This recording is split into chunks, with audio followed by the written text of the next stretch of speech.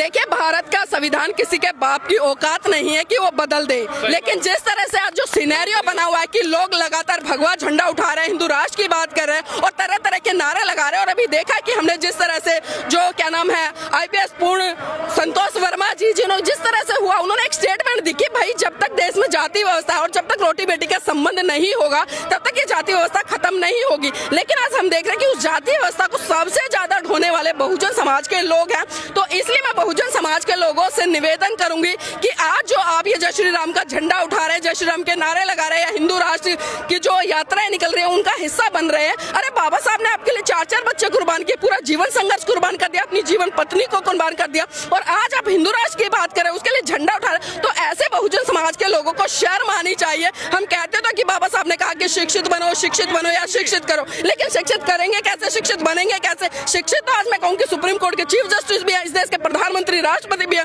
लेकिन जागरूकता कहाँ है? और बाबा साहब ने साफ साफ कहा है कि मैं किसी भी धर्म हो या व्यक्ति हो या महिला हो, मैं उनकी उन्नति इस बात से आंकता हूँ कि वो कितने पढ़े लिखे होने के साथ साथ कितने जागरूक है। हिंदू राष्ट्र पे इतना जोर क्यों दिया जा रहा है भारत में? देखिए, हिंदू राष्ट्र है क्या? हिंदू राष्ट्र है क्या? क्योंकि वो अच्छे से चाहते हैं कि आज जो कहीं ना कहीं दबा कुचला समाज था, आज वो सीना चौड़ा कर घूम रहा है। मुझ जैसी एक महिला कोट पैंट सूट बूट में रहती है तो उन्हें दर्द होता है। आज जब मैं सत्ताधारी लोगों की आंखों में आंखें डालकर सवाल पूछती तो उनको दर्द होता है। तो वो चाहते हैं कि फिर से वही मनुस्मृति वाला शासन लागू हो, मनुस्मृति व्यवस्था लागू हो, जब एक महिला को पैर की जूती समझा जाए और पुरुष के अधीन जीने पर विवश कर दिया जाए। लेकिन भारत के संविधान और बाबा साहब ने उस पैर की जूती को सर का ताज बनाया। तो आज जो हिंदू राष्ट्र की बात उठ रही है वो लगातार इसीलिए उठ रही है क्योंकि आज बहुजन समाज का बहुत बड़ा तबका पढ़ गया, लिख गया, अपने हक अधिकारों को जान गया और उसके प्रति सचेत हो गया और आज वो आंदोलन करना सीख गया और आज वो कहीं ना कहीं सत्ता में आकर इन लोगों से सवाल भी करना पूछ गया। जगत गुरु ये कहते हैं कि आप लोग मनुस्मृति को गलत तरीके से बता रहे हैं प्रचार। देखिए, उसमें सही क्या है? अगर शंकराचार्य जी ने पूरी मनुस्मृति पढ़ी है तो मैं कहती हूँ आमने सामने आए, वो मुझसे डिबेट कर ले। अगर वो मुझे 2 बातें भी मनुस्मृति में अच्छी बता दे तो वो जो कहेंगे मैं वो करने के लिए तैयार हूँ। लेकिन जो संविधान में लिखा है, मैं बता दूं शंकराचार्य के, अगर वो सुबह उठते हैं ना और रात को सोते हैं, पूरी की पूरी दिनचर्या उनकी संविधान से चलती है। वो भूल जाए कि जो ये धर्म ग्रंथ है जितने इनके हिंदुओं के, वो सारे एक तो काल्पनिक है। क्योंकि अगर चाहे मैं रामायण की बात करूँ, महाभारत की बात करूँ, जितने भी गीता है सारे के सारे काल्पनिक ग्रंथ है। लेकिन जी कहती है कि आप कोट पैंट में आए। देखिए, ये कोट पैंट मुझे बाबा साहब ने दिया है और बाबा साहब ने ऐसे नहीं दिया बल्कि अपने 4-4 बच्चे कुर्बान करके अपनी जीवन संगनी की कुर्बानी देकर ये कोट पैंट दिया है। तो ये अधिकार है मेरा। और मैं तो कहती हूँ जो शंकराचार्य जैसे लोग हैं जो आज हिंदू राष्ट्र का झंडा उठा रहे हैं, जो लोग आज महिलाओं को पैर की जूती बना रहे हैं, तो उनको आज मिर्ची लगी हुई है, वो तिलमिला रहे हैं। तो मैं तो कहूंगी इस भारत देश की तमाम महिलाओं को सूट बूट में आना चाहिए और जो परंपरावादी सोच है कि घूंघट में रहे, नहीं क्यों रहूं मैं घर में, क्यों रहूं? जब मैं उनके धर्म ग्रंथों को नहीं मानती, उनके धर्म को नहीं मानती तो मैं घर में क्यों रहूं? मेरे पास में बाबा साहब जैसे सशक्त नेता है जिन्होंने राष्ट्र का निर्माण किया और जिन्हें पूरी दुनिया सिंबल ऑफ नॉलेज कहती है। अमेरिका के राष्ट्रपति बराक ओबामा ने यह कहा कि अगर बाबा साहब हमारे देश में पैदा होते तो हम उन्हें दुनिया का सूरज कहते हैं। विश्व रत्न की उपाधि मिली, भारत रत्न उन्हें मिला, तमाम ऐसे ही उपाधियों से बाबा साहब सम्मानित हुए। और मैं कहूंगी आज भी विश्व में कोई भी उनके बराबर पढ़ा लिखा नहीं है। तो मुझे उस महामानव की बात को मानना चाहिए और मैं मान रही हूँ। तो हिंदू को मिर्ची लगती है, लगती रहे मेरे सूट बूट पहनने पर, उन्हें जो भी होता रहे, मुझे कोई फर्क नहीं पड़ता। तो बाबा साहब का विरोध कर रहे हैं, ये भी कह रहे हैं कि निर्माता नहीं है संविधान के। देखिए, जो ऐसे है, मैं कहती हूँ शायद कि ऐसे मंद बुद्धियों ने ना पढ़ा है, ना समझा है, लिखा है। और अगर आज ये सवाल उठ रहा है तो आजादी के 77 साल बीत चुके हैं। 1949 में संविधान लिखा, 1950 में पारित हो गया और तब से लेकर 77 साल आज बीत चुके हैं। और आज इन लोगों को याद आ रही है कि भारत का संविधान किसी और ने लिखा है। ये मूर्खतापूर्ण स्टेटमेंट देते हैं और ये कहीं ना कहीं बहुजन समाज के लोगों को चेक करते हैं। और अभी देखिए, आज मोदी जी की सुबह फोटो आ रही थी, संविधान के रचयिता बाबा साहब को आदरांजलि अर्पित कर रहे हैं तमाम मोहन भागवत जैसे लोग। तो ये जो 2-4 छुटपुइये जैसे लोग निकल कर आते हैं, कीड़े मकोड़े, इनकी बातों पर गौर ना करें। ये आएंगे समय समय पर बिलबिलाएंगे, बिलबिलाकर बैठ जाएंगे। तो भारत जी, आप जाकर सर्वे कीजिएगा, यहाँ पर कितने लोग खड़े, आप एक से पूछे कि भारत का संविधान किसने लिखा, एक सुर में एक ही आवाज आएगी, किसने लिखा है? अब देखिए, ये कह रहे हैं, मैं नहीं कह रही, सब कह रहे हैं। आप छोटे छोटे बच्चों से जाके पूछिए तो ये जगत गुरु, और ये जगत गुरु किसने उपाधि दी, कौन सी PhD करके आए, कहाँ से PhD करके आए, कौन सी यूनिवर्सिटी ने इनको सर्टिफिकेट दे दिया कि आप जगत गुरु? इनको 2 पैसे का ज्ञान नहीं है, जगत गुरु आप लोग बना देते हैं। तो मैं आपसे भी निवेदन करना चाहूंगी कि ऐसे लोगों को जगत गुरु कहना बंद करें। ये सिर्फ छठपुइये नेता हैं जो बिलबिलाते हैं और शांत हो जाते हैं। देखिए बहन जी ने कोई मौका नहीं दिया। मैं बता दूं आपको, भारत देश में आज बड़े बड़े कई कार्यक्रम हो रहे हैं बहुजन समाज पार्टी की तरफ से, जो कि मतलब 10-10 कहीं 10 मंडलों पे, कहीं स्टेट पे, कहीं 2-3 स्टेट पे, तो ऐसे बड़े बड़े कार्यक्रम होते हैं। अब पर्टिकुलर अगर बहन जी आती तो यहाँ पर पूरे भारत देश के, मैं कहती हूँ, बहुजन समाज के लोग इकट्ठे हो जाते, तो कहीं ना कहीं उनका पैसा भी खर्च होता, आने जाने में समय भी लगता। लेकिन आज अपने अपने स्तर पर, अपने अपने क्षेत्र में, अपनी अपनी विधानसभा में आज बहुजन समाज पार्टी हाँ, तो 2027 में चुनाव है ना बहन जी, तैयारियां करें। आप देखिए आज बहन जी इतनी सक्रिय होकर काम कर रही है कि बूथ पर हर तरह से मीटिंग ले रही है। कैसा दबाव है, कैसा दबाव है? बहन जी को आयरन लेडी कहा जाता है, शायद आप भूल गए। आज वो आयरन लेडी आज भी पूरा विश्व उनका सम्मान करता है। हाँ, तो बाबा साहब को मानती है ना, तो इसलिए बाबा साहब के सम्मान में बहन जी ने जिले जिलों पर और विधानसभा और वार्ड स्तर पर आज बाबा साहब का परिनिर्वाण दिवस पर आदरांजलि के कार्यक्रम आयोजित किए। उन्होंने पार्टी को संदेश दिया। और उत्तर प्रदेश आप सभी जानते हैं कि 2027 में चुनाव, तो इसलिए इस तरह की जो गतिविधियां हैं। बसपा के लिए कांशीराम बड़े हैं, डॉक्टर बी आर अम्बेडकर। देखिए बसपा के लिए मैं कहूंगी कि दोनों महान पुरुष बहुत महत्वपूर्ण हैं। अगर बाबा साहब संविधान में हक अधिकार नहीं देते तो शायद कांशीराम जी भी सत्ता में नहीं आ पाते, वो भी एक रूपरेखा तैयार नहीं कर पाते। तो पहले हमारे लिए बाबा साहब है, क्योंकि बाबा साहब ने हमें वो रास्ता दिया संविधान के माध्यम से। और दूसरा नंबर पर साहब मान्यवर कांशीराम जी, क्योंकि उन्होंने जो संविधान में सत्ता का अधिकार दिया उसको इम्प्लीमेंट किया। उन्होंने पहले सामाजिक आंदोलन बनाया, सामाजिक आंदोलन को उन्होंने तैयार किया और पूरी रूपरेखा तैयार की। क्योंकि कहते हैं ना कि किसी भी राजनीतिक की जो एक तरह से रूपरेखा होती है उसको मजबूत करने के लिए उसके धार्मिक और सामाजिक आंदोलन होते हैं। सभी ढोरे कंधे पर। बसपा ने क्यों ढीला छोड़ दिया मामला इस बार? कहाँ छोड़ा है आदरणीय जी? आप देखिए ना, सुबह से बाबा साहब की जय जयकार हो रही है, इतने झंडे पटके नीले सब लगे हुए, इतना जन सैलाब उमड़ा। आप कहाँ कह रहे हैं कि बाबा साहब को नीचे बसपा ने गिरा दिया? कहाँ गिरा है बताइए मुझे।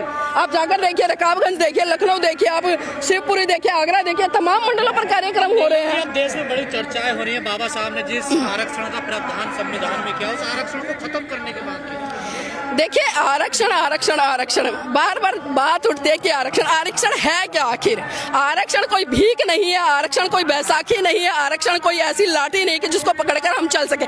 आरक्षण आपका प्रतिनिधित्व जो सुनिश्चित करता है कि आपकी भागीदारी कितनी है। लेकिन विडंबना यह है कि जो 10% लोग हैं जिनको मिर्ची लगी हुई है, आज वो 10% लोग भी ईडब्ल्यूसी का आरक्षण ले रहे हैं। और जिनको आरक्षण से मिर्ची है, मैं तो कहूंगी कि पहले अपना आरक्षण छोड़ दे, हम लोग आरक्षण छोड़ दें। और जो देश में मैं वही कह रही, जो देश में जाति व्यवस्था है ना, इसको खत्म करें। आप समानता की बात करें, आप वो एक ऐलान कराइए ना, जितने बड़े बड़े नेता हैं या जो राष्ट्रीय लेवल पर बैठे हैं या जितने मोहन भागवत जैसे जो अपने आप को बड़े बड़े संगठनों का दी, उनसे ऐलान कराइए कि भाई आज भारत में हम हिंदू राष्ट्र नहीं बल्कि हम समानतावादी राष्ट्र चाहते हैं। तो मेरे ख्याल से जाति व्यवस्था भी खत्म हो जाएगी और आरक्षण तो अपने आप खत्म हो जाएगा। आप बराबरी की भागीदारी सुनिश्चित कीजिए, आरक्षण अपने आप खत्म हो जाएगा। तो जातिवाद भेदभाव पर टिका हुआ है, वो तो टिका है ना, क्योंकि वर्ण व्यवस्था है, जहाँ वर्ण व्यवस्था है वहाँ पर जातीय भेदभाव है। अभी आपने पिछले दिनों भी देखा, अभी कई लगातार ऐसी घटनाएं हो, चाहे मैं सुप्रीम कोर्ट की बात करूँ या जो चंडीगढ़ की घटना है उसकी बात करूँ, अभी वर्तमान में जो मध्य प्रदेश से जो संतोष वर्मा जी उनकी बात करूँ, तो ऐसी घटनाएं लगातार होती रहती हैं। और जो ये लोग झंडे लेकर उतरते हैं ना इनके विरोध में,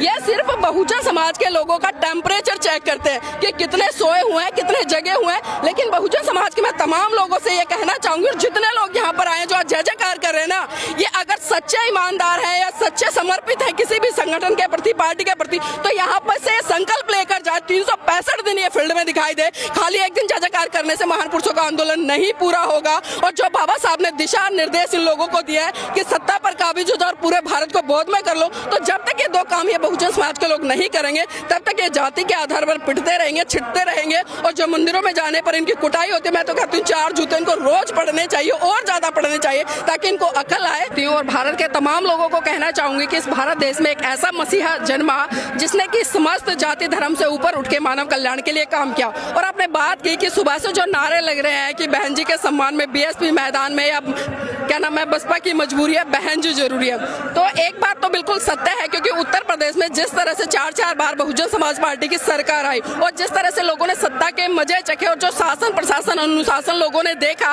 वो वास्तव में काबिले तारीफ। था। लेकिन ये भी हमें सोचना चाहिए कि 2012 के बाद में स्थिति बहुत डावाडोल रही है और अभी हमने देखा बिहार में भी एक सीट आई है। तो जी आपका परिनिर्वाण दिवस है, उन पे चर्चा विचार विमर्श होना चाहिए। बिल्कुल चर्चा भी होगी, विचार भी होगा और विमर्श भी होगा, क्योंकि बिना चर्चा विचार विमर्श के कोई भी क्रांति नहीं हो सकती। यही पहचान, देखिए बिल्कुल पहचान है, क्योंकि नारे से कहीं ना कहीं जो लोगों में एक आक्रोश है, एक जुनून है, क्रांति वो पैदा होती है। और बाबा साहब का जो जिस तरह से लोग गुणगान करें, क्योंकि बाबा साहब खाली एक नाम नहीं है, बाबा साहब एक क्रांति, एक ज्वाला, एक सिद्धांत है और एक आग है, जिन्होंने भारत देश के तमाम लोगों के लिए काम करके उनको फर्श से लेकर अर्श तक पहुंचाया। अगर इस भारत देश की तमाम महिलाएं, क्योंकि आज बाबा साहब का परिनिर्वाण दिवस है, तो मैं कृतज्ञता जरूर व्यक्त करूं, क्योंकि महामानवों के प्रति अगर कृतज्ञता व्यक्त ना की जाए, खाली उनका गुणगान किया जाए या उनकी जय जयकार की जाए, तो मुझे लगता है वो उचित नहीं होगा। क्योंकि बाबा साहब ने 4-4 बच्चे कुर्बान करके इस भारत देश के तमाम लोगों को वो हक अधिकार दिए, जिनको लेकर आज वो कहीं ना कहीं संपन्नता का जीवन जी रहे। लेकिन मुझे दुख होता है कि बाबा साहब ने जिस विचारधारा, जिस सिद्धांत की बात करी, लोग आज उससे कोसों दूर भाग रहे हैं। आज समाज में एक सिनेरियो बना हुआ, आज देख रहे हैं कि हम लोग जाति के आधार पर इतने गाने बजा रहे हैं और खासकर हमारे बहुजन समाज के युवा, मैं देख रही हूँ कोई द ग्रेट चमार का बोर्ड लगा रहा है, कोई द ग्रेट खटिक का लगा रहा है, कोई ग्रेट वाल्मीकि का लगा रहा है। तो सोचिए क्या बाबा साहब ने जाति में रहने के लिए आपको बात की, बाबा साहब ने लगातार आपको जाति खत्म करने की बात की, आपको संदेश दिया कि जाइए मेरे बहुजन समाज के लोगों, इस देश की सत्ता पर काबिज हो जाइए, जाइए मेरे बहुजन समाज के लोगों बुद्धिज्म को अडॉप्ट कीजिए। जी लोगों की जो भीड़ आई है दलित प्रेरणा केंद्र, क्या लेके जाएगी आज यहाँ से? देखिए जो भी कार्यक्रम होता है, मैं कहती हूँ उसकी एक सार्थकता होनी चाहिए। और अभी आदरणीय आकाश आनंद जी यहाँ पर आएंगे, उनका इंतजार चल रहा है। लेकिन जो आपने बात की कि नारे लग रहे हैं, नारे लगना ठीक है, लेकिन इतने भी नारे नहीं लगने चाहिए, क्योंकि बाबा जी मैं वही बात करूं कि बाबा साहब ने एक विचार दिया, एक सिद्धांत दिया, आपको उस पर चर्चा करनी चाहिए। क्योंकि यहाँ पर लोग समय निकाल कर आए हैं, कोई बहुत सारे लोग काम धंधा छोड़कर आए हैं, छुट्टी कर आए हैं,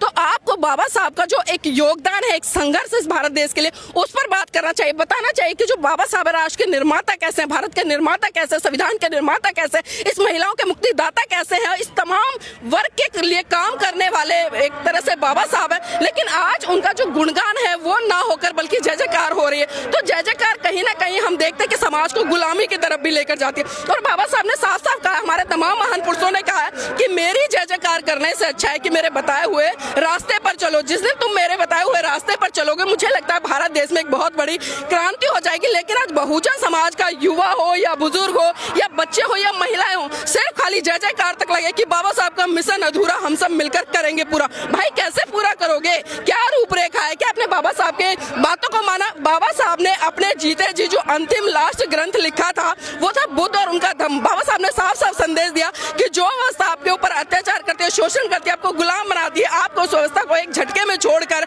आपको उस मानवतावादी धर्म को अपनाना चाहिए जो करुणा मैत्री भाईचारे की बात करता है, जो मनुष्य को मनुष्य होने पर गर्व कराता है। लेकिन आज कहीं ना कहीं हमारे खुद जो लोग हैं वो जाति के आधार पर इतने बढ़ गए कि एक दूसरे को देखकर पसंद भी नहीं कर रहे। तो बताइए ऐसे में हम कैसे बहुजनों की सत्ता लाएंगे या कैसे भारत को बोध में बना पाएंगे?